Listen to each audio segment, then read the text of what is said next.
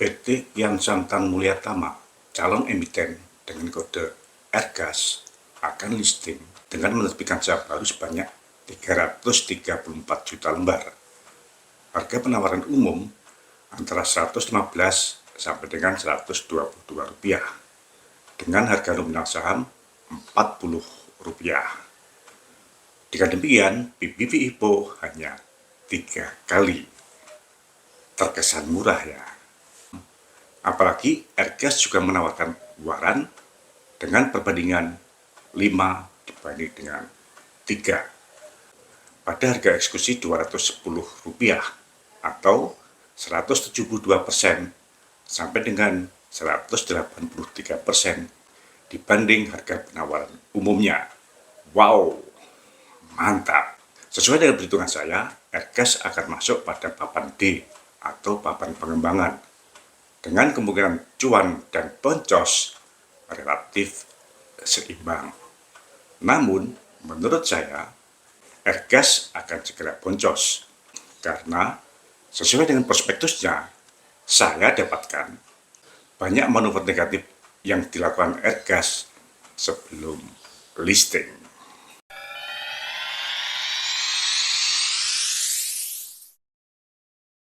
Selamat datang di Investor Level C. Kami coba sharing aspek fundamental agar teman-teman bisa tetap tidur tenang meskipun banyak badai di bursa. Tonton sampai habis ya.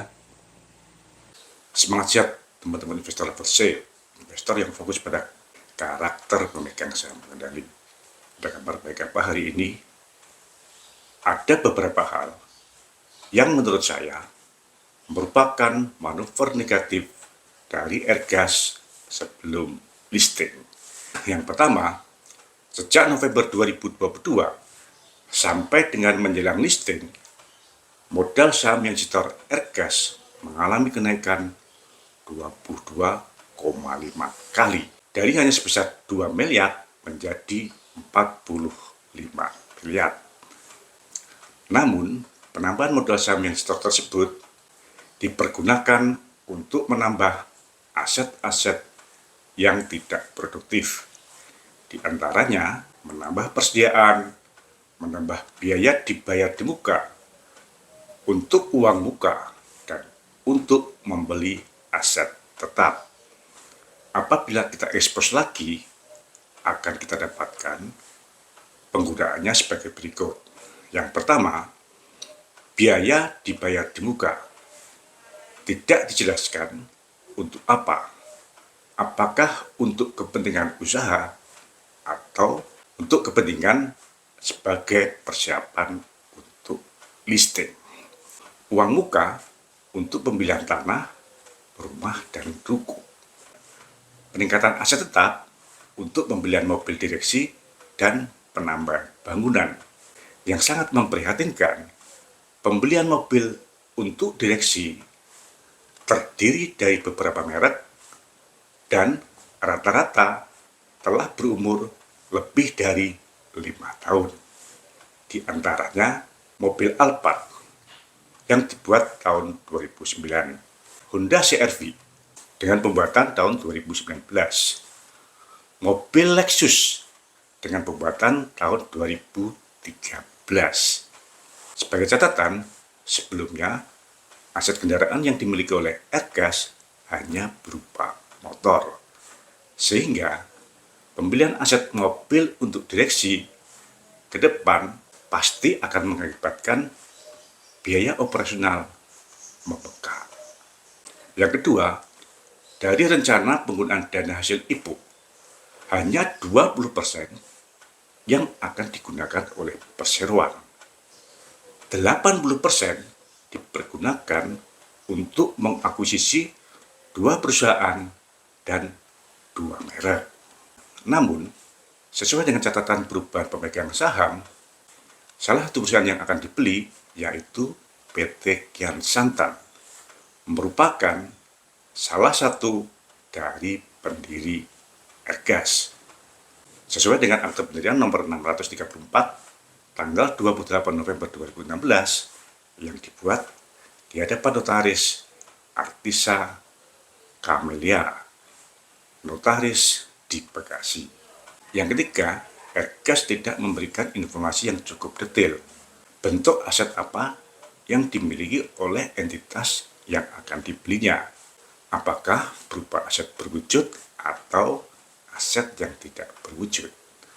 Ergas tidak menyampaikan laporan keuangan atas entitas-entitas yang akan dibelinya. Yang keempat, sesuai dengan prospektusnya, sumber pendapatan Ergas berasal dari dua segmen, yaitu perdagangan dan jasa.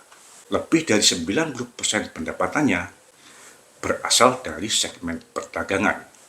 Namun, laporan keuangannya menunjukkan bahwa dalam 3 tahun terakhir, indikator kebutuhan modal kerja dari Ergas mengalami pemburukan. Posisi persediaan selalu meningkat. Posisi tagihan usaha juga meningkat. Dan posisi hutang usaha kepada pihak ketiga menurun cukup tajam. Akibatnya, trade cycle-nya meningkat. Ergas semakin tidak efisien. Artinya, kinerja keuangan Ergas semakin tidak efisien. Akibatnya, kebutuhan modal kerja yang awalnya dapat dibiayai dari hutang usaha menjadi diperlukan dari modal sendiri. Sesuai dengan prospektusnya, struktur neraca pada posisi 30 April 2023 dari 44 miliar aset lancarnya hanya 35% yang terkait dengan modal kerja, yaitu posisi persediaan sebesar 12 miliar dan posisi piutang usaha pihak ketiga sebesar 4 miliar. Yang kelima, di sisi lain, dalam 6 bulan terakhir, Ergas justru melakukan investasi pada aset-aset tetap berupa tanah dan bangunan dengan nilai lebih dari 12 miliar.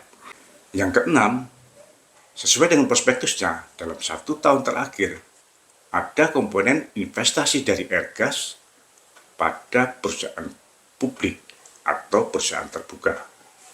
Meskipun nilai nominalnya sangat kecil, namun mungkin hal ini dapat mencerminkan risk appetite dari manajemen Ergas, yaitu pada saham-saham PT Cakrabodha Resources Energy, PT Bumi Resource, PT Andaro Mineral, PT Surya Citra Media, dan PT Malaka Trust Wuwungan Insurance. Saham-saham yang dikoreksi tersebut, menurut saya, mempunyai pola pergerakan harga yang tidak inline dengan fundamentalnya. Jadi, teman-teman, jaga kesehatan untuk membuktikan apakah prediksi saya terhadap Ergas benar, sehingga akan memperberat bursa dalam waktu dekat. Atau prediksi saya meleset, sehingga akan memperbaiki posisi kinerja emiten pada papan delta. Semangat siap. Terima kasih telah menonton. Jangan lupa kasih komen agar channel Investor Level C dapat lebih berkualitas. Dan jangan lupa sharing agar teman-teman yang lainnya bisa mendapatkan manfaat dari channel Investor Level C. Terima kasih.